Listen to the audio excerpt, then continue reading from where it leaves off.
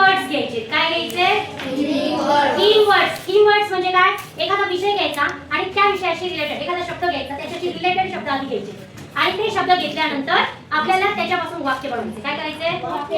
आपलं आता हे काय माझं हँड. या हाताचे शब्द आपण घेणार आहेत आणि त्याच्यापासून नंतर वाक्य बनवणार. काय करणार? आता हाताला इंग्रजीमध्ये काय म्हणतात? हँड. Very good. ते आहे हँड. हँड.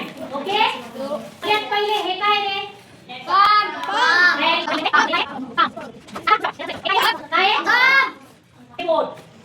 त्याला काय म्हणतात माहिती आहे? Index finger. Middle finger. Very good. आता हे रिंग फिंगर. याला रिटल फिंगर म्हणतात कारण की रिटल आहे सगळ्यापेक्षा छोटासा आहे, स्मॉल, म्हणून लिहित. ओके. आता आपण एक सेंटेन्स बनवायचं का? हो.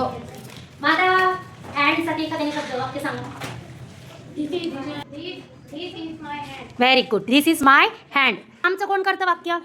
हा सांग सांग. Very good. This is my palm. Very good. Next. पुढचा आहे इंड. हां थंब घ्या. थंब. हां सांग. हां तुला किती थंब आहेत रे? किती आहेत?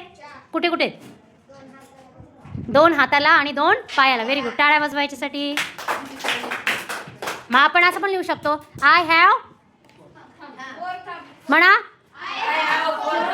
Very good. हां चला नेक्स्ट. Index finger. हां सांग. हां very good. This is my index finger. बोट दाखवायचं.